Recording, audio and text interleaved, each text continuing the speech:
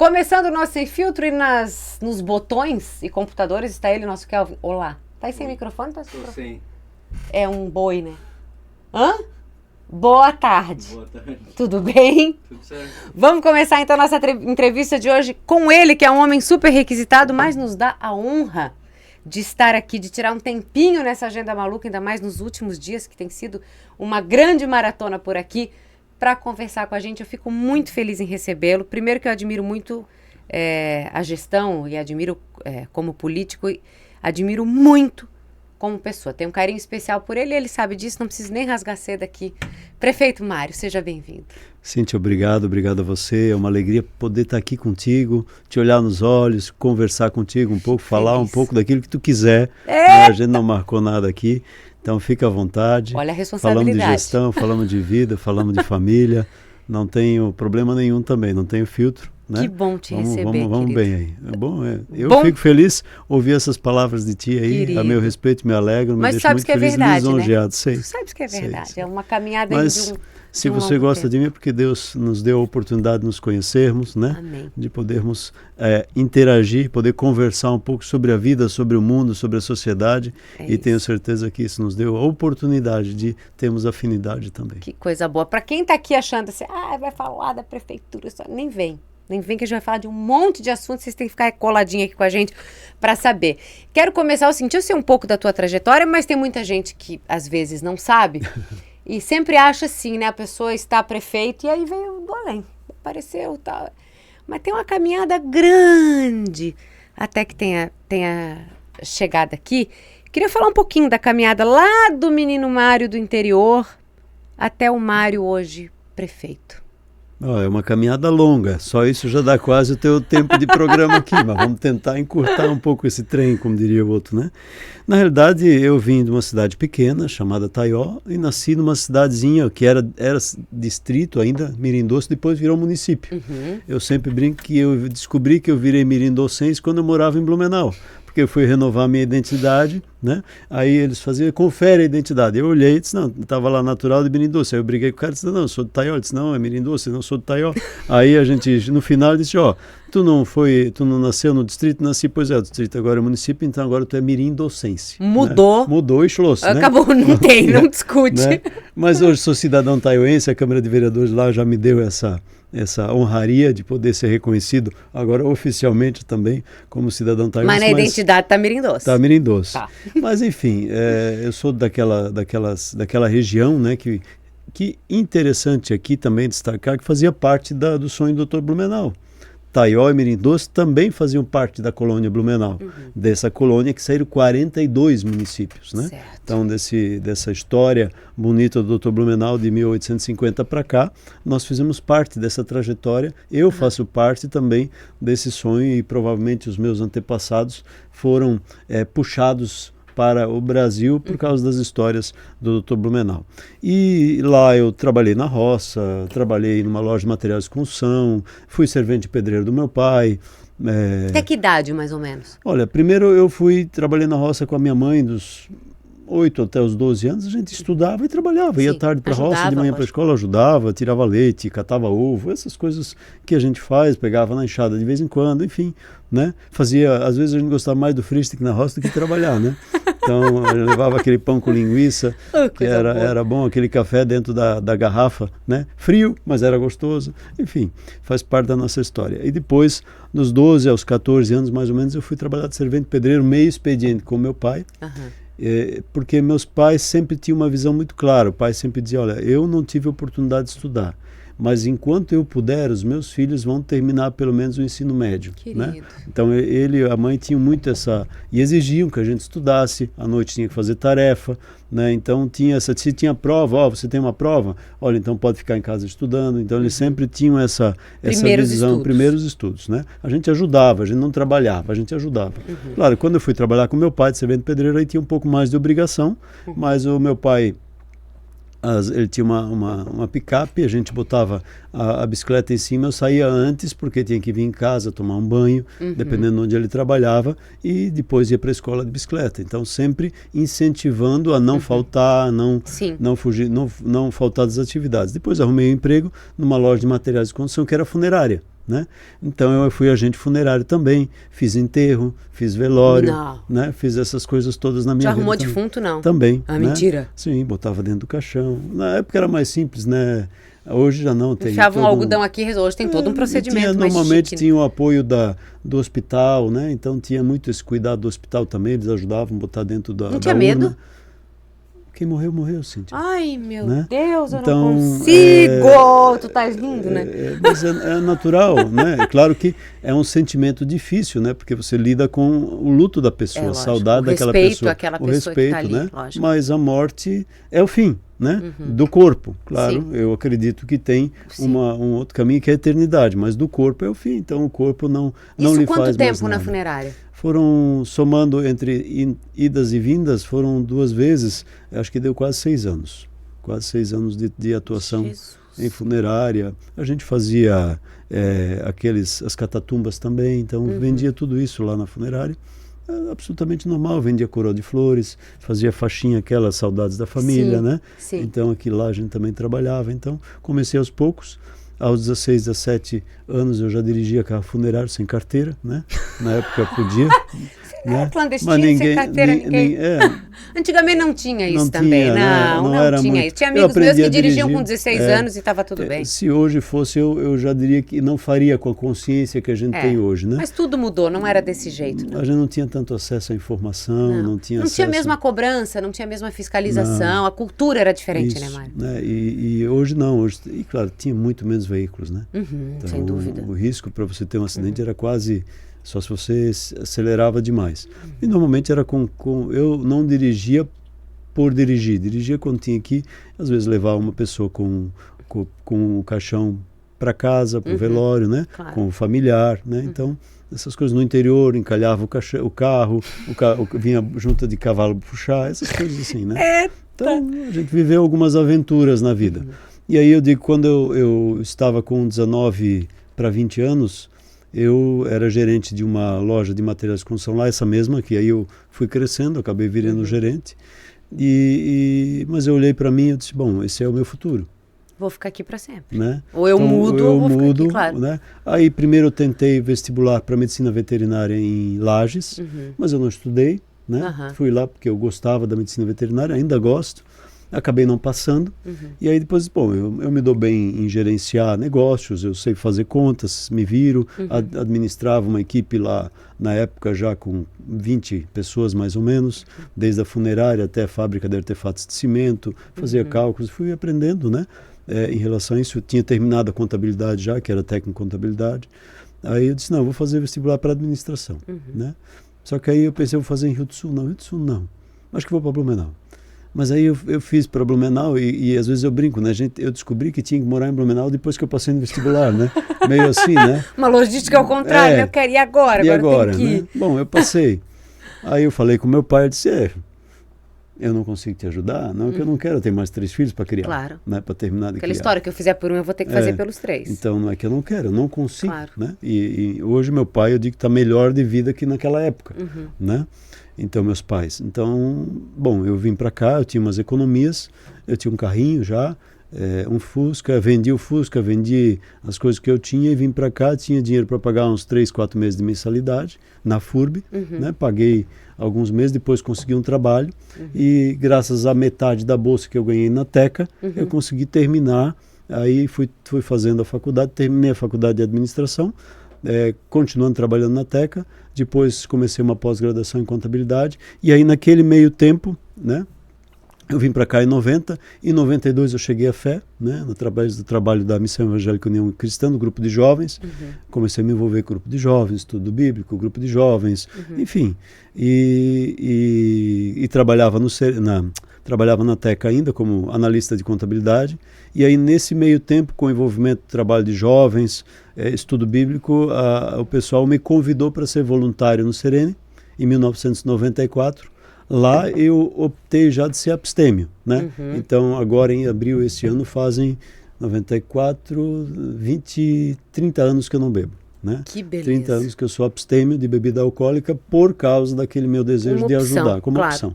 Nunca tive problema de bebida alcoólica. Mas só eu tomava uma opção, não quero. Não quero. Perfeito. Em prol das pessoas que precisam. Né?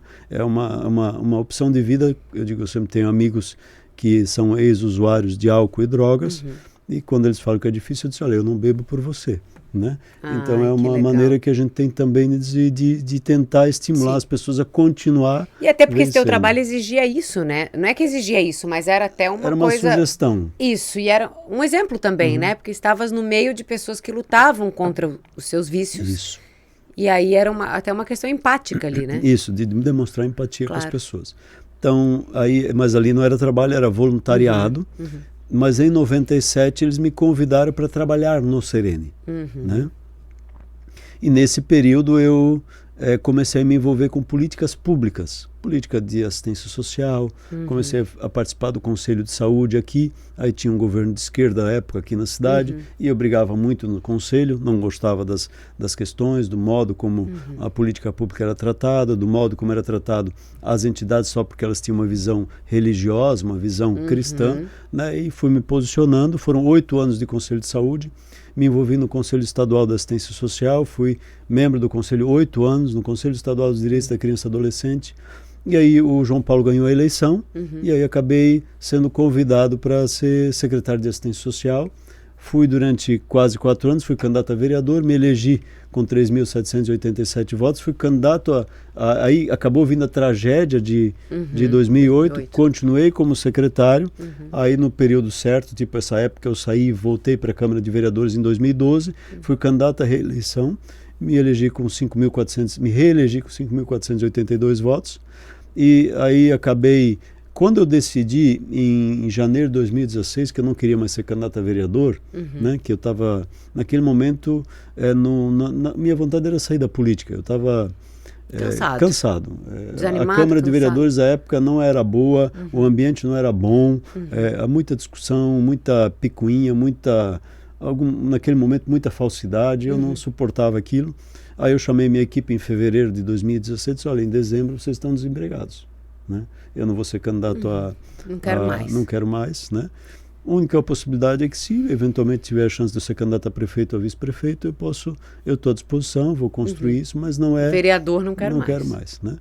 E aí acabou dando certo, né? E acabei sendo convidado à época pelo Napoleão para ser candidato a vice-prefeito com ele, né?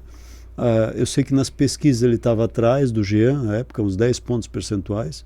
Aí eu cheguei em casa, eu lembro que a Sueli e meus cunhados estavam lá, vocês vão perder a eleição. Eu disse, olha, eu disse para a Su, tu não quer que eu saia da política? Então, vamos perder a eleição e sair da política. Resolvi o problema, né? E a gente ganhou a eleição, né? E aí o Napoleão decidiu, por opção dele, buscar outros caminhos, né? Renunciou ao mandato e eu continuei e fui para a reeleição. Aí você acompanhou um pouco desse processo, né? Que não é simples, não é fácil, é um desafio. E, graças a Deus... a gente está aqui hoje, né? Terminando esse mandato que a gente buscou lá no meio daquela pandemia, inclusive, né? Foi uma loucura. Período bem difícil. Sabe o que eu lembro? Eu lembro que quando foi a campanha, é muito engraçado, né? Porque o Mário sempre foi, assim, muito linear, né? E aí, em época de campanha, o Mário é de uma tranquilidade. Eu olhava aquele e dizia, mas não pode a pessoa ser desse jeito. Assim, sempre linear. E campanha é uma loucura. Trabalhar em campanha é uma loucura, né? E aí eu amo. E aí a gente sofria, ele não. A gente sofria e o Mário não sofria. Com as coisas, às vezes com mentiras, com fake news. E faz parte do jogo, a gente sabe como é que é. Mas a gente sofria e o Mário não. E chegamos a trabalhar uma época com muita gente com Covid, lembra disso? Sim, foi Estúdio vazio. Ninguém. O pessoal se confinou nos quartos e foi trabalhando no quarto. Foi impressionante aquilo, né? E na época a gente não pegou, nem eu. Você também não pegou. Nem eu, a gente tocou até o fim. Eu só dizia que Deus me proteja até acabar essa campanha, porque eu tenho que entregar até o último dia. E o detalhe, você saía pra rua naquele momento, você não sabia se abraçava, se não abraçava. Era difícil, né? É mesmo. Porque as pessoas vinham, queriam te abraçar, queriam tirar uma foto. E não podia. Não é que não podia, tinha que ter um cuidado maior em relação a isso. Ali já estava começando a ter essa questão de poder abraçar, mas de usar máscara, então tinha que ter um cuidado maior. Só que às vezes as pessoas não tinham cuidado, elas vinham 2, 3 e te abraçavam. Carinho. Né? E não era por maldade, era por carinho mesmo. Então, a gente fica, e agora? Se alguém vê essa foto, né? Porque a foto vão me xingar. Isso, né? Vão achar que eu também não estou me protegendo, vão achar que, né, eu não estou estimulando as pessoas a se cuidarem, como era difícil. Então, era difícil, porque a gente queria também estimular e ao mesmo tempo você, como tem contato com mais pessoas, daqui a pouco alguém passou para você, você não quer passar para o outro. Isso. Então a gente ficava com medo de abraçar para não passar, nem tentar para não pegar. E campanha tá na rua, né? E campanha tá na rua. E não era tanto para não pegar, às vezes, mas se eu vou passar para alguém. Aquele medo de fazer mal para as pessoas, né? Então, é o desafio. Por exemplo, agora, minha mãe teve aniversário ontem, né? Dia 2, aí a gente era para ter ido na Páscoa para Taió. Eu, na semana anterior, tive uma gripe bastante forte, fiquei né? Péssima. E aí minha esposa acabou tendo gripe também. Então, na sequência, eu devo ter passado para ela. Aí eu fiquei na dúvida, vou lá, não vou, porque minha mãe já é de idade, meu pai é de idade, então a gente não foi para não correr o risco de levar, né, para eles, abrir mão. Então, provavelmente a gente deve ir em breve para lá, mas a gente não quer ser o responsável para alguém ficar doente, né? Mas enfim, voltando ao cenário, eu fui candidato à reeleição com a Maria, e a gente teve aí a oportunidade de galgar esse mandato que está terminando agora dia 31 de dezembro. Depois eu vou perguntar o que vem pela frente, não vou perguntar já, vou lá na frente para perguntar sobre isso aí. Isso, aí tu me pergunta o que me trouxe para a política, o meu envolvimento com política pública, né? Eu não sonhava em estar na política, nem ser vereador. Não era algo já mapeado assim? Não. Acontecendo. Quando eu fui convidado para ser secretário, eu mesmo tinha dito que eu não queria fazer parte do processo eleitoral. Eu apenas queria ser secretário, né? Não quis me envolver nesse processo. Tanto que eu relutei muito para ser candidato a vereador. Eu relutei mesmo, assim, eu disse, não quero. Então, eu só aceitei, assim, no final, porque a Sueli me deu o ok favorável. Eu ainda disse, né, eu só vou se a minha esposa estiver comigo. Né? Até porque é impossível o contrário, né? Aí a gente conversou, orou muito, né, e Deus abriu as portas. Ela disse, um dia eu não insisti, aí um dia disse, não, se tu quiser ser, eu estou contigo. Né? Querida. Então, ela aceitou o desafio. E a gente saiu, e aí eu digo que eu comecei a desenhar a minha eleição praticamente quando eu saí da secretaria para ser candidato. Né? Então ali eu consegui ter a possibilidade de desenhar o meu processo. Pensa, mas eu preciso de um coordenador de campanha. Sim, porque de fato está acontecendo, eu preciso, né? Claro. Como é que funciona uma campanha? Como é que eu vou estruturar? Onde é que vai ser o meu comitê? Vai ser no porão na parte de baixo da minha casa, que era desabitado na época. A gente estava reformando ainda. Então a gente fez o comitê lá, porque não tinha dinheiro para alugar espaço, né? Então foi desse jeito que a gente fez a primeira campanha, com amigos, com familiares, com o pessoal da secretaria, visitando gente, subindo morro, descendo morro, né? Então com o pessoal da Profamília, que eu também tinha sido presidente da Profamília durante um tempo, e acabei me elegendo. Quando eu vi quarto mais votado, será? Né? Então, é que você não acredita, né? É lógico. Então, a urna é um negócio engraçado, né? Porque de onde é que vem esses votos todos, né? Então, tu fica... E a sensação, né, da confiança depositada ali, Isso. né? O quanto essa pessoa confia em mim a ponto de dar o seu voto. Isso. Hoje, Mário, a gente vive, acho que, claro, a polarização, enfim, mas um dos momentos mais delicados em relação à política no Brasil, por tudo que a gente viu e por tudo que a gente tem visto. Eu mesmo não me conformo, sou uma inconformada com o que eu vejo. E falo mesmo, não tenho problema nenhum em me posicionar sobre isso. Mas, diante de tantas coisas que acontecem na política, a gente vê que a figura do político ficou muito desacreditada para muitos, né? E muito endeusada para outros. Porque virou essa polarização, Sim. virou assim o amor e o ódio. São duas pontas, não tem meio termo hoje em dia no Brasil, né? Não tem mais meio termo. E eu imagino que estar na tua posição enquanto prefeito é abrir o peito para levar porrada. É natural. É natural, dizer que é natural, né? Pois é. Porque tá dando a cara a tapa. Então, assim, uma obra agrada alguns e desagrada outros, uma demissão de uma pessoa por algum motivo agrada uns e desagrada outros, um desligamento de um funcionário, esses posicionamentos, né? Como lidar com isso? Porque eu acho que é tão difícil. Eu não acho que deva ser uma tarefa fácil se a vidraça, entendeu? Porque por mais que se faça, sempre vai ter alguém insatisfeito. Ou por questão de ideologia política, ou porque não vai com a cara mesmo, ou porque é um ranho, ou porque realmente não gosta. Bom, mas eu vou dizer uma coisa. Eu nunca mudei a minha posição política. Eu sempre fui de direita. Eu sempre defendi exatamente esses valores que o presidente Bolsonaro defendeu, sempre. O que acontecia é que não havia polarização aqui no Brasil, né? Eu discutia, inclusive, com os meus cunhados à época sobre a eleição, a primeira eleição do Lula lá em 2003, e eu queria discutir política na família, às vezes para fazer eles refletir sobre o processo e tal, né? Eles diziam, não, a família não se mete em política. Né? Era essa fala que se ouvia naquele momento. E ultimamente um monte de família brigou por isso, aí já foi para outro exagero. Exatamente. Né? E aí, inclusive, um dos meus cunhados hoje disse, pô, mas naquela época eu não te ouvia, né? E tu falava exatamente... Hoje ele me defende quando alguns dizem que eu não sou Bolsonaro, que eu não sou de direita, etc, etc. Ele disse, não, Mário, era antes Bolsonaro do Bolsonaro existir como, né? Por causa da posição dele, porque Blumenau viveu um governo de esquerda que tinha algumas posições que eu combatia à época, quando eu trabalhava no Serena, inclusive. Lá a gente teve dificuldades em relação ao governo do PT aqui na cidade. Então, a gente se posicionava em relação a isso. Eu respeito as pessoas, né? Eu acho que é importante ter um respeito pelo Décio, pela Ana, como pessoas, né? Converso com eles e inclusive interajo com a deputada. Devo recebê-la no meu gabinete nos próximos dias. Ela vai trazer recurso, ela é deputada, eleita e faz parte do processo. Claro, não tenho vergonha nenhuma de tirar uma foto com ela e dizer, olha, está trazendo recurso. Hoje ainda falei isso, me perguntaram, eu falei, eu tenho um carinho imenso pela Ana, ela é uma querida comigo, o Décio também, embora eu não seja PT, não seja de esquerda, mas pelas pessoas eu tenho um carinho sem tamanho. Porque eu acho que a gente tem que separar um pouco a questão do ser humano, né? Eu acho que essa... Sem radicalismo, né? Sem fanatismo. Então, eu tenho respeito por eles e, inclusive, cobro a posição deles como alguém que está no espaço de poder constituído, né? E nesse momento eles têm a responsabilidade, isso. Né?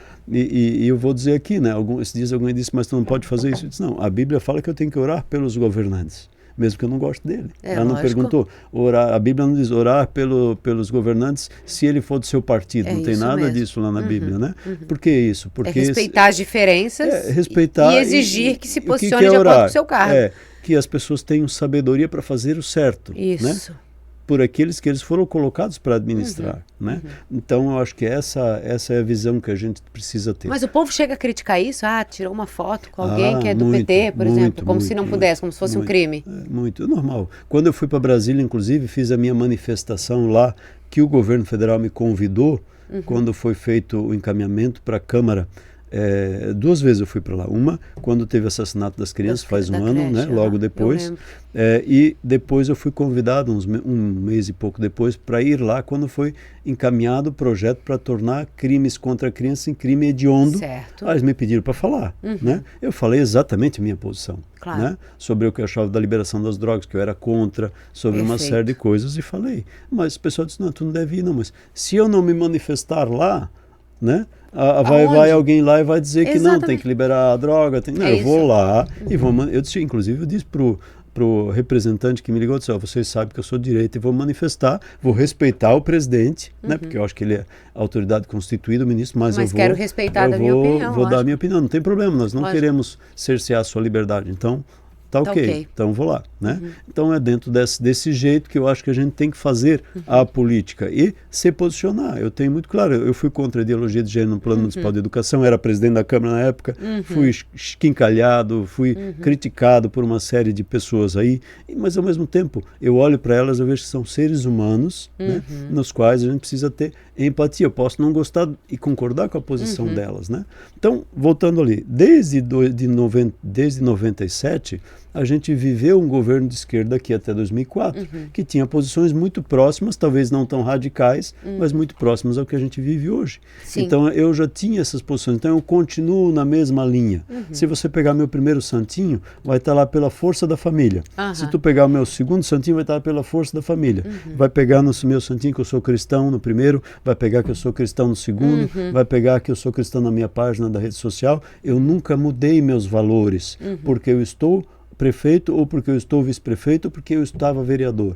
Então, continuei exatamente com os meus valores. Então, alguns criticam, mas é absolutamente normal. Então, eu entendo que, eu acho que esse é o ponto central em relação ao processo. As pessoas precisam começar, além de olhar para a posição ideológica, olhar um pouco o histórico de quem está lá. Né? Normalmente, às vezes, o histórico não é bem esse. Né? Às vezes o histórico não é porque agora eu estou no partido X, que é de direita, que o meu histórico é esse, que a minha posição é essa. Virar casaca, não, já vem... Porque às vezes as pessoas estão lá só por uma oportunidade, um oportunismo. Né? Então a gente tem que ter um pouco de cuidado em relação a isso. Mas faz parte do processo ser cobrado, ser criticado, por isso a gente é público. Né? O fato de ser pessoa pública e homem público é isso. Claro, o grande desafio, às vezes alguém me perguntou um dia numa emissora de rádio, mas o senhor bloqueia algumas pessoas? Eu disse, se a pessoa vem numa rede social e cobra, prefeito, tal rua não foi pavimentada ainda. Uma falta de respeito não, né? Aí a gente vai lá e diz, não foi pavimentada por isso. Claro. O prefeito, o senhor é isso, o senhor é aquilo, o senhor é um ladrão. Aí eu bloqueio. Meu ouvido não é pinico. Né? Isso mesmo. Então, com todo respeito, né, aí a gente bloqueia dentro das regras ali. Sim. Porque agora, quando a pessoa pergunta, não tem problema. Ou discorda de forma gentil. Às vezes até pessoalmente, quando a pessoa começa, prefeito, queria entender por que aquilo lá não aconteceu ainda. Eu explico, eu conheço boa parte do que acontece no governo. Claro. Né? Não digo 100%, mas 90% das grandes ações, das principais, eu estou ali acompanhando. Se a pessoa tem alguma dúvida, eu paro, tiro o tempo para explicar. Claro. Agora, se o cara chega te dando na canela, grosseria, não tem. Aí eu disse, olha, um abraço, fique à vontade. O Mário já perdeu a cabeça, não te vejo, né? Não, perder a cabeça não. Eu vejo essa calmaria sempre, nunca assim se exaltou, teve que dar um soco na mesa, não te vejo fazendo isso. Não que eu lembre. Se eu fiz, não quero lembrar. Não, mas é sempre esse jeito mais... É o meu jeito de ser. Mais calmo, mais diplomático. Calmo. Eu não vejo necessidade de ser diferente. Eu já não era assim, Cíntia. Eu não era assim. Antes de Jesus entrar na minha vida, eu era absolutamente o contrário do que eu sou. Mentira. Verdade. Eu era esquentadinho, assim? Pavio curto, esquentado, grosso com as pessoas, desrespeitava as pessoas. Jura isso? Juro, era esse Mário, esse era o Mário. Eu ia fazer a brincadeira, Mário que Mário. Não, aquele não. É isso aí. Não dá pra dizer. Mas é isso. Quando a Su te conheceu, tu eras o Mário, esse Mário já... de hoje. De hoje. Ela já te conheceu, esse Mário. Ela me conheceu numa sala de serviço social, né, quando eu fui fazer a faculdade de serviço social. Só mulher? 55 alunos, 54 eram mulheres. Eu já te falei isso uma vez, né? Então, ela me conheceu lá debatendo política pública, né? E eu acho que foi amor à primeira vista? Eu diria que à primeira vista talvez não, porque a gente não se via direito, né? Tinha muita mulher na sala, né? Mas dentro do contexto geral foi um despertar à primeira vista. Quando a gente começou a se conversar, acho que os assuntos nos interligaram e aí o resto veio naturalmente. E aí uma vida juntos? 23 anos. Né? Somando o namoro, 24. Mas namoro a Su também é assim, né? A Su também é assim. Acho que até mais do que eu. Meu Deus, ela é sempre de uma tranquilidade, de uma calma, essa doçura, né? Ela também me parece assim... E o bacana disso é que ela consegue me complementar, porque ela não tem... Eu também não gosto de ser centro das atenções. Eu sou uma pessoa tímida e reservada, apesar de estar E ela é muito, público, né? E ela é muito, uma primeira-dama, né? Absolutamente reservada. Isso, então ela não tem necessidade de estar à frente de alguma coisa para dizer que ela é primeira-dama. Ela não tem necessidade de estar, por exemplo, na Pró-Família, não desmerecendo quem estava, né? Sim. Quem fez, mas para ela não tem problema estar na retaguarda do prefeito dando esse apoio. Nenhum. Não tem a vaidade. Não tem a vaidade. Ela não precisa aparecer, não precisa ser lembrada, não precisa, não tem esse desejo, né? Eu acho que ela sempre diz que se eu tenho o teu amor é suficiente, né? Então, e eu digo mesmo para ela. Então, por isso que é a amada Su, tanto que o amada Su virou um termo, né? Isso. Não é mais assim uma forma de se referir a Su. Minha amada Su, todo mundo se refere, eu acho que o nome dela virou, né? Oi, minha amada Su. Ela disse que foi um dia acho que foi no hospital, a mãe dela estava internada, ela deu a identidade, a moça olhou para a identidade, olhou para ela. Amada Su, né? Então... Muito bom. Então, muito bom. Mas a gente se trata assim desde sempre. Desde sempre. Com esse carinho. Com esse carinho. Desde sempre. E ela minha cuidando. Amada, meu amado, minha amada, meu amado. Então, e as meninas, Mário? As meninas são um desafio à parte, assim, né? A gente tá falando, educar não é brincadeira. Eu lembro, quando que as meninas chegaram? Chegaram em 2010, se não me falha a memória. Porque eu lembro, porque os meus chegaram em 2007. pouquinho antes. E eu lembro que foi um pouquinho depois, né? As meninas. Dia 17 de dezembro de 2010. Meu foi 9 de maio de 2007. Eu brinco que eu já comemorei o primeiro Dia das Mães ali. Já chegaram pro Dia das Mães. A gente, quem é pai e mãe, adotivo, do coração, enfim, como chama, a gente não sabe muito explicar, né, para as pessoas o que é esse amor, né? Cíntia, eu digo, se existe um amor diferente pro que nasceu da barriga... Eu não sei como é o outro, mas é impossível que seja maior. Eu também acho que não. Não é um pedaço da gente? Tá igual. É igual, um pedaço da gente. Menino, meu filho pega o carro para ir para a FURB, de manhã eu fico olhando no aplicativo assim, pânico, enquanto não me avisa assim, Lucas chegou na rua Antônio da Veiga, eu digo, ai, amém, Senhor. É assim. Então a gente quer cuidar, quer proteger, quer criar, às vezes até demais, né? Porque muito. A gente quer evitar com que eles sintam aquilo que às vezes a gente viveu na vida, né? Dores, frustrações, mas não dá. Então faz parte do processo de vida também e de experiência, né? A cicatriz que eles precisam carregar, né? Isso. Então as meninas... Uma delas noivou, né? Noivou, a Vicky noivou. Meu né? Deus. Então, acho que é muito rápido assim, né, o processo. Né? E o detalhe é o seguinte, né? É como as nossas vieram com 9 e 8 anos. Já eram maiorzinhas, E aí, quando se veja, estão com 20. Né? E quando se veja, estão com 23 e 22. É isso. Então, é um negócio assim... Voou. Né? Tu percebeu a criança que estava deitada no meio de vocês agora já não está mais? Né? É isso mesmo. Então, sumiu. Né? Mas eu tenho muitas recordações, porque elas chegaram com muitos traumas, medos, né? Então elas não dormiam à noite, né? E a Su cuidava delas durante o dia e eu acabava assumindo o papel à noite, né? De tentar para ela poder descansar. Para ela poder descansar. Então, aí elas porque vinham, chega com muita ferida aberta mesmo, não tem como. Aí às vezes elas vinham, eu não consigo dormir, eu só levantava a coberta e elas deitavam, vinha uma, aí eu carregava para a cama, depois vinha outra, carregava para a cama de novo e fazia parte, foi um momento muito legal, né? E é um desafio né? Mas aí vale cada segundo, não vale? Vale, eu faria de novo. Eu né? também. Eu acho que até... Tanto que eu estava na fila da adoção, depois eu saí, porque a burocracia é um absurdo, e aí eu falei, agora eu já tô velha, agora não vou mais esperar. Mas a gente estava na fila da adoção para mais 2 crianças. Porque eu repetiria, faria tudo de novo. E faz parte do processo, é tão bom, é tão gostoso. Eu fiquei mais cabelo branco, né? Mas, normal. Mas assim, vê que a gente pode ajudar a mudar histórias, né? Isso. Pelo amor.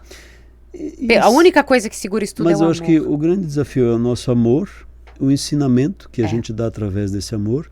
E claro, aí depois cada um faz com aquilo que a gente passou, aquilo que quiser. É lógico. Isso nós somos, né? É lógico. Os nossos pais tentaram nos dizer algumas coisas que a gente não aceitava. Exatamente. Né? Arrebentou a cara para entender. Aprender para entender, né? E depois olhou, poxa, por que eu não ouvi isso, né? Isso. Mas não tem, são situações que cada um passa, né? Mas elas estão bem dentro das lutas e desafios de cada uma delas. Tenho orado as madrugadas para que Deus cuide delas. É isso mesmo. É isso que nos cabe fazer quando eles crescem. Não tem outra história. Não tem outro jeito. Tu és um homem de muita fé. Graças e tu já falasses dessa tua vida cristã, né? Alguma coisa já abalou a tua fé ao longo da vida? Algum momento minha fé, assim, não. Tipo, eu diria assim, eu sempre tenho fé. Eu acho que o que me abala são os momentos onde eu acho que eu não mereço o que eu recebo. Onde eu falho, né? Onde eu às vezes não enxerguei algumas coisas que devia ter enxergado, onde eu fui inocente demais com algumas pessoas, não porque elas me magoaram, mas porque daqui a pouco as pessoas podem fazer mal para a cidade ou para as outras pessoas. Agiram de má fé e não foi percebido. Né? Então essas coisas me machucam muito, né? Então isso aí eu pergunto para Deus, poxa, será que eu fui correto? Será que eu cuidei do jeito que devia de cuidar, né? Porque se Deus me colocou é porque eu tenho uma responsabilidade, mas ao mesmo tempo eu não sou onisciente e onipresente, né? Você sabe que você tem os teus 2 filhos. Você consegue descobrir às vezes pelo GPS onde eles estão, né? Às vezes eu brinco para as pessoas, eu como prefeito tenho 9.500 filhos, né? E aí você vai imaginar o que esses 9.500 filhos estão fazendo, né? Humanamente impossível. É humanamente impossível. Então, essas coisas às vezes me deixam chateado quando algumas coisas acontecem. Tu te cobras muito? Tu és uma pessoa muito perfeccionista que se cobra demais? Sofre com isso ou não? Eu sofro com essas coisas, né? Então, eu não me... Vamos dizer assim, eu às vezes digo para Deus, será que eu mereço, né? Será que eu estou fazendo certo? Onde é que eu estou errando? E as minhas madrugadas, às vezes, quando eu não durmo, são para chegar diante de Deus e me derramar, né, nesse sentido. Eu sou perfeccionista? Não sei se eu sou perfeccionista, eu sou um pouco exigente, né? Eu tenho uma memória muito boa, né? Tanto que eu dificilmente anoto alguma coisa nas minhas reuniões, né? Eu não tenho nada para anotar as reuniões. Tá aqui, já sabe o que é. O que eu defini de metas e regras eu já memorizei, inclusive valores, né? Então algumas coisas a gente tem uma facilidade muito grande para isso. Então minha mesa, eu trabalho na mesa grande, a outra eu digo, é uma pilha de coisas que se resolvem, né? Às vezes o pessoal bota, eu boto lá, com o tempo vai se resolver, né? Então eu não sento na escrivaninha, eu sento na mesa e lá, às vezes eu anoto até alguma coisa para memorizar, depois o papel jogo fora e vamos para frente. Então eu tenho memória eu tenho memória das ruas, das reuniões, daquilo que eu decidi, dos valores, isso hoje tem eu lembro tudo. Na época de campanha, assim, a rua, o isso, aquilo, eu não precisava nem estar no TP, eu dizia, gente, como é que ele sabe tudo isso? Que é muito detalhe. Que é muita às coisa. Vezes eu mandava corrigir, isso não é bem assim. Isso aí não, isso Várias não é verdade. Isso ali não é assim, tá errado, esse dado é aqui. Porque isso aí não vamos mentir para as pessoas, não é bem assim. E não é porque as pessoas eles entendiam errado, digitavam errado. Lógico, né? E o Mário corrigia. Quero falar de uma passagem aqui, Mário, que é a seguinte. 2 passagens eu quero falar antes da gente fazer um bate-bola para encerrar, porque eu sei que o Marcelo vai me matar, porque ele mandou não estourar o horário. Quem? O Althoff? O Althoff. Aquela praga, eu adoro ele. Não, mas ele já me mandou, não demora. Me deixa, Marcelo. Não, eu vou entregar no horário. Tem uma passagem que para mim é muito marcante. Na tua última campanha, o Mário passou mal no debate e desmaiou. E eu acho que eu comprei briga com uma paulada de pessoas por causa daquilo, porque eu estava contigo naquele dia. E eu queria contar essa história. Nós gravamos para o rádio de manhã no nosso estúdio ali no Hotel Rex. E quando o Mário chegou, o Mário estava pálido. Nunca vou esquecer isso. E aí a gente gravou e ele sempre chegava, se eu estiver mentindo, me corrija. Ele sempre chegava e pedia uma água natural. Não podia estar gelada. Ele só tomava água natural, né? Ainda assim? Ainda assim. Tá vendo? Até porque eu digo que água gelada acaba com a minha voz. Ele tomou a água, mas sabe quando a pessoa não tá legal? Não estava legal. Aí eu brinquei ainda, eu perguntei pra ele se ele tinha comido, se ele tinha tomado café da manhã. Ele disse, não comi nada, tô numa correria, hoje tem debate e tal. Ele saiu do estúdio e eu cheguei pra Carol. Carol, um beijo, sou apaixonado por essa menina. Eu falei, Carol, o Mário não tá bem. O Mário tá pálido, eu tô achando o Mário mais aéreo. O Mário não erra o programa de rádio e hoje ele errou 2 vezes, tem alguma coisa errada, dá comida pra esse homem. E eu fui embora. Mas vê que engraçado. Isso foi assim, meio-dia. E aí, à noite, eu tô assistindo debate e tô na cozinha, e a cozinha tá aberta, e eu tô vendo, quando eu vejo o desmaio do Mário. E eu, na hora, disse assim, meu Deus, eu sabia. Foi a única coisa que eu falei. Olha que loucura. Eu sabia. E aí virou uma loucura na rede social, e aí começou um monte de gente a falar um monte de maldade, e eu fiquei louca da vida. Porque não era só eu estar ali para defender o Mário, que é meu amigo, ou o Mário, que era o candidato que eu apresentava a campanha, mas algo que eu vivi durante o dia, que eu já vi que ele não estava bom de manhã, o homem. Arranjou um monte de briga ali. Tem gente que até hoje não fala comigo. Não precisa. Não, eu não me conformava com a injustiça da fala, porque eu falei, gente, eu acompanhei, né? Eu tava junto. Era cansaço. Eu acho que era cansaço profundo de um fim de campanha, de uma reta final. Louca. Foram várias coisas, né? Primeiro, nós tínhamos passado por um Covid que tinha começado em março e nós estávamos em novembro, se não me falha a memória. Então naquele período eu fiz 150 lives sequenciais, né? Então foi um período ininterrupto e desgastante. Eu parei a atividade física, eu parei tudo, né? Me alimentava mal, engordei, emagreci, não comia, então foi um período muito ruim, tudo errado, né? Aí entramos na campanha e aí foi a tensão da própria campanha, né? Primeiro eram 12 candidatos, né? Então você contra 12, né?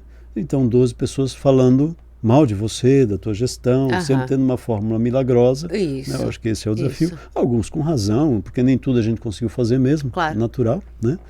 E você entra num processo que você precisa estar concentrado, né? E eu não consegui me concentrar naquele dia, né? Eu comecei assim, o dia não estava bem. Mas já chegou ruim, já dava para ver que ele não estava bem. Eu não me alimentei bem, acabei não conseguindo almoçar direito, não porque não quis, não consegui. Não deu. E aí, somando tudo isso, a própria tensão no debate, que é normal, né? Óbvio.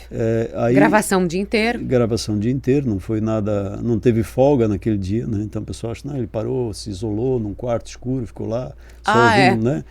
Foi. Né? Nada disso tinha. Sabe nada. E aí depois foi feita uma revisão dos assuntos, aí foi toda aquela tensão de revisar os assuntos, que na época foram os principais assuntos de debate.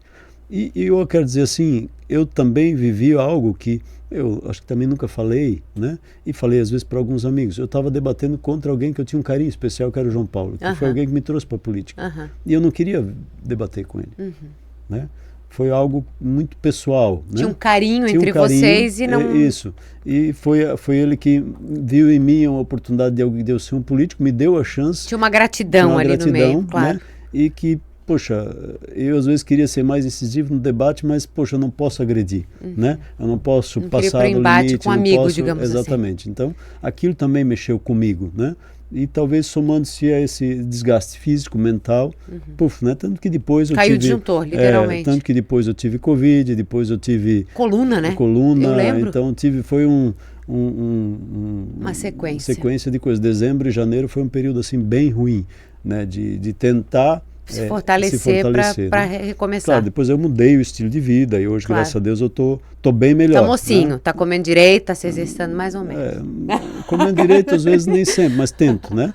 Mas bem melhor, eu digo, hoje eu estou muito melhor do que eu estava lá em 2020, naquele momento, diante daquela situação. Muita gente relaxou, né? Claro. Então eu literalmente relaxei. Mas acho que foi meio que geral, assim. Então o disjuntor desligou, né? Eu apaguei, eu só lembro que eu apaguei, né? E eu lembro de olhar, acordar um pouquinho dentro de ver uma luz, aí alguém me disse que eu estava na ambulância e eu lembro de acordar no hospital. Né? Então aí eu sei que a Maria entrou na minha sala, a sua entrou, aí disse, perdemos a eleição. Era esse o meu sentimento. Se tu perguntar para Maria, foi essa minha frase que eu falei para ela. Disse, Maria, perdemos a eleição. Eu tinha um sentimento que eu tinha acabado com tudo. Então, eu não tinha nenhuma ideia, né? Muito pelo contrário, né? Tanto que alguém me disse que eu disse que o João Paulo era para continuar falando. Eu não lembro disso. Ah, né? Entendi. Quando eu lembro um pouquinho que eu ouvi a voz do Íñigo, quando eu estava deitado, né? Que ele estava lá. Mas depois eu sei que era 1h da manhã, alguma coisa assim, quando o doutor, meu Deus, fugiu o nome dele, que era presidente do Renal Vida, o doutor... Humberto? Não. O Roberto. Ele disse para mim que era 12h30, 1h da manhã, né? Que ele estava junto comigo lá no hospital. Então esse é o horário mais ou menos que eu atinei um pouco mais para a realidade, exatamente. Mas a primeira fala, se tu perguntar para Maria, né? Perdemos a eleição. Se tu pegar o telefone agora, ligar, perdemos a eleição. Ela disse, fica tranquilo, né? É só isso que eu lembro. E aí eu fui pro quarto e aí eu comecei a Quer dizer, uma parceirona desde lá na caminhada, né? Isso. Já desde o mas foi... começo. A Su estava junto comigo já no primeiro momento, depois lembro da minha filha um pouco, mas eu acordei efetivamente no hospital onde ia... Já né? sendo atendido. Isso foi eles botaram assim... Cupido, vaso, não sei o que, vagal lá, um negócio assim. Vaso vagal, apagou. Um negócio aí. Tá apagão, aqui, literalmente. Tá firme e forte. Né? Quero saber... Mas a Su, se tu perguntar para a Su, ela teve um treco em casa, né? Porque ela não foi no debate. Mas eu imagino, eu soltei um berro e disse, eu sabia. Mas eu sabia como se eu estivesse falando com alguém, eu estava sozinha, né? Eu sabia, já deu um ruim, imagina a Su vendo em casa. Ela achou que eu tinha tido um infarto. Porque tu foi apoiou e foi caindo, né? Isso, então ela achou que eu tinha infarto, que eu Tadinha. tinha... Né? Foi muito difícil, até que ela conseguiu falar com alguém que atendeu o telefone, porque todo mundo estava na correria, lógico. Na correria. O próprio João Paulo, todo mundo foi, né, foi socorrer depois, todo mundo, mas todo mundo ficou anestesiado sem saber o que estava acontecendo. Eu vi nas imagens, até engraçado, né? Não, é pecado, não é engraçado. Mas quando a gente vê depois, quando a gente olha pra gente depois, é engraçado, porque tu olha pra ti, tu... apagando, né? E vou te dizer que o maior trabalho da minha vida, quem me deu foi você. Trabalho. O último vídeo da sua campanha, que eu venho andando pela Rua das Palmeiras e falando: querido, 10 trocas de roupa dentro do carro. 100 e poucas falas decoradas e repetidas. Começamos a gravar às 5h30 da manhã e fomos até às 10h30 da noite. Nossa. Então a mesma frase que eu comecei, primeira frase que eu começava, o final dessa frase eu tinha que repetir de novo no começo da próxima gravação com outra roupa. Então, todos os textos eu tinha que dar, teoricamente, 2 vezes, que na verdade eram 20 vezes, porque tinha que fazer 20 entradas. Todas as roupas trocadas no carro. No Ramiro Ridger, enchemos de toalha o carro. Eu fui pro porta-mala e eu trocava a roupa lá no SESI, né, para poder fazer aquele vídeo. Nunca trabalhei tanto. Aqui, isso... E foi parabéns, nem sabia dessa. Não, era só para dizer assim, me arrebentei, mas valeu a pena. Legal. E foi por causa dele. Obrigado. Bom demais. Querido, quero rapidamente, eu tenho que te liberar. Primeiro, o Mário sai da prefeitura, acaba o mandato, né? Agora deu. Qual o projeto do Mário? Cíntia, em não estando mais como prefeito. Tem momentos que eu gostaria de sair da vida pública. Não faça isso. Mas como você mesmo colocou, é desgastante, né? Então, às vezes a gente não dá tempo para quem merece. Não estou desmerecendo que as pessoas não mereçam, né? Sim. Mas às vezes a gente abre mão de um tempo precioso ao lado daquelas pessoas que estão do lado da gente, né? Então, às vezes eu tenho vontade de desacelerar um pouco, né? Uma vez a Sueli me falou um negócio que foi bem bacana. Eu era vereador ainda, eu acho. E vi uma tensão muito grande na Câmara antes de desistir de ser. Foi em 2015, eu acho. Aí eu disse para a Su, poxa, acho que vamos sair daqui, vamos voltar para Taió, comprar uma granja de galinha, criar galinha, né? Algo assim, galinha não reclama, né? Aí ela disse assim, mas não adianta, tu vai te meter no sindicato lá e aí vai dar no mesmo, né? Então, eu acho que ela deu uma definição do que eu sou, né? Lógico. Vai então, arranjar sarna para se coçar. Vai arrumar alguma coisa para fazer na política, na discussão, no debate, né? Então, eu acho que eu não vou conseguir ficar fora desse processo político, né? Mas acho que eu vou me retirar um tempinho. Eu estou dizendo para a Su que a gente tem que viajar um mês e sair um pouco. E depois, não sei... há discussões aí, talvez de eu assumir a Secretaria de Estado e depois ser candidato a deputado, do partido. Né? Então, isso ainda tem um tempo pela frente. Eu não gosto, Cíntia, eu não estou fazendo nada em troca de nada, né? Então, eu não gosto de colocar coisas, e eu sempre digo, eu confio muito em Deus, né? Então, eu estou orando para Deus dar o caminho certo. Se der tudo certo, talvez em 2026 eu seja candidato a deputado estadual, federal, a outro cargo, né? Governo do Estado é um sonho? É uma possibilidade, mas não é algo que eu vou atropelar alguém para ser. Entendi. Né? Se for para ser, vai ser. Se for para ser, vai ser. Eu fui prefeito porque Deus quis, não porque eu atropelei alguém para ser. Né? Eu lembro muito bem quando Napoleão sentava comigo, Mário, e o que tu acha, eu tenho que renunciar? Eu disse, Napoleão, não me pede isso, porque eu sou interessado. Isso. Né? Como vice, como é que eu vou te dizer renuncia? Eu não vou dizer para ti renuncia ou não renuncia. Essa é uma decisão tua, né?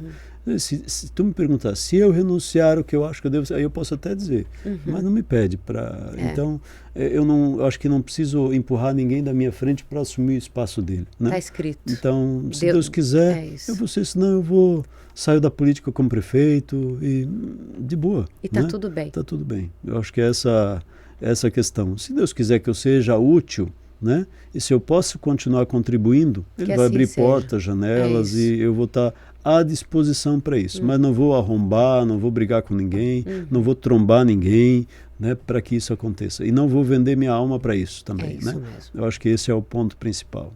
Algumas palavrinhas me responde rápido? Claro. Vamos lá. Comida predileta do Mário? É cafezeiro, que eu sei. Eu gosto do marreco recheado. Né? Eu gosto do repolho roxo. Repolho roxo. Mas o marreco recheado é muito bom. Eu tenho várias. Eu não sou... Se eu for para Taió, eu gosto muito do aipim feito da mãe, né? Ou do nhoque que a mãe faz com taiá, né? Tem alguma coisa que o Mário não come? A polenta. Tu não come polenta? Não. Nem frita, nem mole, frita, nem nada? Sim. Mas aquela molenga assim, não? Não. Eu não gosto de polenta. Frita eu como. Eu amo frita. Mas polenta... Mas aquela molhadinha, mexidinha ali com queijinho e tal, não rola? Não consigo comer. A textura? A textura. Doce ou salgado? Eu gosto, sou um formigão. Formigão, eu também. Sempre o doce. Com cafezinho, né? Com café. Com leite, né? Mas tem uma curiosidade, o Mário toma café com refeição salgada, né? Não é isso? Eu tomo café no almoço, eu tomo café... Se comendo uma feijoada, rola um café. Eu vou lá na Tu também, Kelvin? Eu vou na Vila De que Itopava. mundo vocês vêm? Eu vou na Vila Itopava, tem um restaurante lá, meu chapéu, não é o Rúvias, o outro lá, Fridolin, né? Eu vou lá no Fridolin, eu vou lá almoçar e ele já traz uma xícara de café para mim. Junto lá, na hora, com leite. Ele já sabe o meu... Parece japonês que toma aquele chá quente com aquela comida quente. Lá, eu gosto disso. Cafezinho. Eu como ovo com mel, eu como queijo com presunto e mel. Doce Então aquela massinha que eu gosto, que é a massinha de farofa com queijo e presunto dentro, topa. Porque todo mundo não se conforma que eu como assim. Eu gosto. É boa? Eu gosto. Eu misturo. Às vezes eu boto no mesmo prato doce com salgado, não tem problema. E tá tudo certo. Isso. Eu lembro da minha irmã, né? Quando ela era menor, hoje já é casada, mãe, né? Mas ela comia sobremesa com uma coxa de galinha, né? Muito bom! É coisa de interior, né? Muito bom! Qual é o medo do Mário? Um medo. Se é que existe. Não fazer certo. Não agir certo. Um orgulho. Um orgulho? Orgulho de mim mesmo nenhum. Eu acho que eu não gosto de me bajular. Nada que tenha te orgulhado? Meu orgulho é a minha amada Su. Esse é o meu orgulho. Eu ia perguntar agora, e a Su? Minha Já amada respondeu. Su. Pai ou mãe? Tens um vínculo muito forte com teus pais. Sim. Mas é interessante, quando Deus mudou a minha vida, eu me aproximei mais deles. Com 22 anos de idade. Antes disso, eu tinha um vínculo com eles, mas não era tão afetivo. Né? Não tem nada mais precioso, meu pai, né? é um alemão assim querido hoje, né? Um doce. Queridão doce. Mas né? era um alemão durão. Não, ele ainda é durão, né? Mas ele criou a gente assim, meio jeito alemão de ser. Não é por maldade, é a cultura dele. Óbvio. Né? E eu lembro que eu não beijava meu pai. Quando eu cheguei à fé, quando Deus mudou a minha vida, eu fui para Taió a primeira vez, eu fui lá e dei um beijo no rosto do meu pai. Ele levou um susto, ele, né, congelou. E de lá para cá, hoje ele me beija. Né? Então, foi algo que Deus fez. Então, eu acho hoje que não tem nada mais muito precioso, sabia? Do que pai e mãe. Isso. Para honrar pai e mãe. Assim, eu acho que é uma das coisas que eu mais levo na minha vida. Isso. Honrar, não tenho mais o meu pai, obviamente, mas honrar pai e mãe. Para mim é uma coisa que não existe. Não existe, assim. Eu não consigo pensar em não ser uma boa filha para minha mãe. Pai e mãe para que teus dias te prolonguem na terra, né? Porque eu acho que é um amor que só depois que a gente tem filhos é que a gente consegue entender o que é o amor do pai e de uma mãe. Não tem. Não, senão a gente não consegue. O que é, Kelvin? Chegou convidado? Hã? Que bom, então. Eu tenho que encerrar com esse querido aqui, porque ele tem agenda, já atrasou, o Marcelo já deve ter me chamado, me xingado, tranquilo. e eu acelero lá, eu acelero Eu não quero ser a chata. Eu quero te agradecer. Obrigada.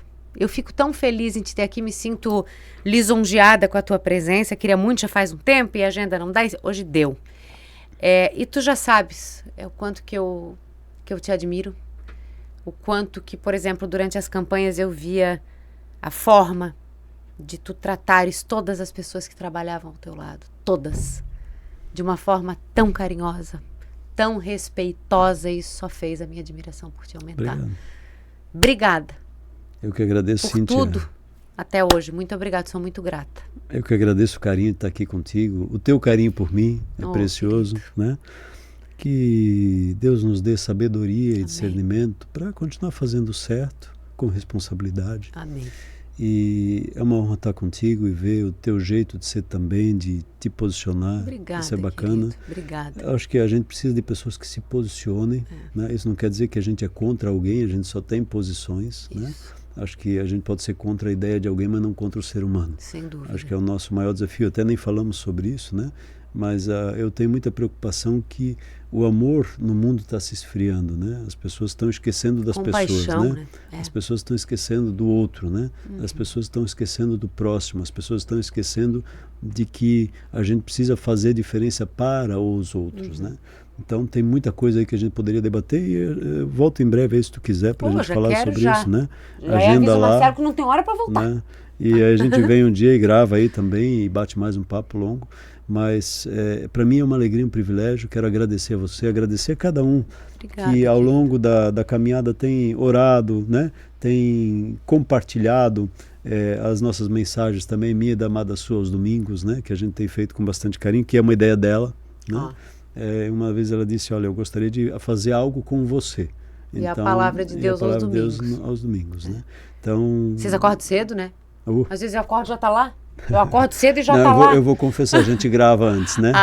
Então tá bom. Não, eu penso, meu Deus, mas não pode, cara. A Amada Su já está toda bonitinha às 6:30 da manhã, eu tô aqui horrorosa. Como é que pode? Não dá pra... É difícil tu gravar no dia, né? Mas aí entra aos domingos aos sempre. Domingos sempre. Normalmente é sábado de tarde, a gente aproveita o tempo para gravar e levar uma mensagem para as pessoas. E agradecer a minha amada, a minha família, minhas filhas, a minha equipe, né? Que sempre está comigo, né? E que divide também as lutas, os sofrimentos. E sobretudo a Deus, né? Que nos dê sabedoria e discernimento para poder fazer sempre o melhor. Onde quer que a gente esteja, né? Porque eu digo que o cargo, a função de prefeito passa. Por causa disso eu não gosto de ser chamado de excelentíssimo, né? Eu sempre digo que isso tudo passa, né? Mas tem a vida, mas o né? Mário fica. É, né? A vida. Eu gosto, às vezes as pessoas me pedem na rua, prefeito, mas o senhor vai fazer isso daqui? Eu disse, olha, não vou te prometer. Porque tu podes até dizer que eu não fiz o que tu queria, mas eu não quero que tu diga que eu menti para você, né? Então é mais fácil assim, porque eu vou poder continuar olhando nos teus olhos, né? Isso. Então é esse o jeito meu de trabalhar, esse é o jeito que eu tenho de fazer as coisas, esse é o jeito que eu tenho de continuar e que Deus nos dê graça e sabedoria adiante. Bom, eu vou falar mais uma hora, né? Aí o Marcelo vai pegar nosso pé. Querido, obrigada. Beijo obrigada em todos vocês lá. Um beijo enorme, tá? Que Jesus te abençoe aí Amém. na tua vida, na tua família, nós, nas tuas viagens, né? Já está abençoando. Tá? Tudo de bom. Já está. Beijo Obrigada, querido. Um beijo. Um beijo para vocês aí, meus queridos. A gente se encontra na próxima semana e o Mário vai voltar. Porque a gente tem um monte de coisa para falar aqui ainda. Pode ser, prefeito? Combinado. Tá combinado. Querido, um beijo, tá? Kelvin, brigadão. Vamos embora. Obrigado, semana Kelvin. que vem tem mais juízo na cabeça. Juízo. Cuidem com a dengue, limpe o terreno, não deixa água parada. Aí, ó, já estamos avisando. Tchau.